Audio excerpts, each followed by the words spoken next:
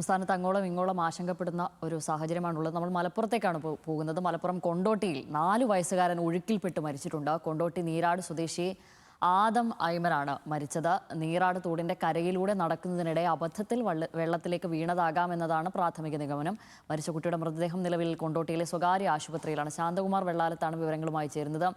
ശാന്തകുമാർ, എങ്ങനെയാണ് ഈ അപകടം സംഭവിക്കുന്നത്? ഇതിപ്പോൾ തോടിന്റെ കരയിലൂടെ നടക്കുന്നു എന്നൊക്കെയാണല്ലോ പറയുന്നത്. കൂടെ 4 വയസ്സുള്ള കുട്ടി മാത്രമാണ്, രക്ഷിതാക്കളൊന്നും ഉണ്ടായിരുന്നില്ല. പ്രത്യേകിച്ച് ഭയങ്കര മഴ സാഹചര്യമൊക്കെ ആണല്ലോ, എല്ലായിടത്തും മുന്നറിയിപ്പുകളൊക്കെ ഉണ്ട്.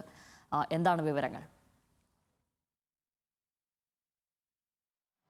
ശ്യാമിലി, ഏറെ ദുഃഖിപ്പിക്കുന്നത് തന്നെയാണ്. ഈ ആദം ഐമൻ ഒറ്റയ്ക്ക് തന്നെയാണ് ഈ തോടിന് വശത്തുകൂടെ, അതായത് വീടിന് സമീപത്താണ് ഈ നീരാട് തോട്. തോടിന് വശത്തുകൂടെ പതിവായി പോകുന്ന ഇടമാണ്, അതിലേ പോയെന്ന്. പക്ഷേ ഇന്ന് ശക്തമായ മഴ ഇന്നലെ രാത്രി മുതലുണ്ട്. അതുകൊണ്ട് തന്നെ തോട്ടിൽ വലിയ തോതിൽ വലിയ ശക്തിയിൽ തന്നെ ഒഴുക്കുമുണ്ടായിരുന്നു.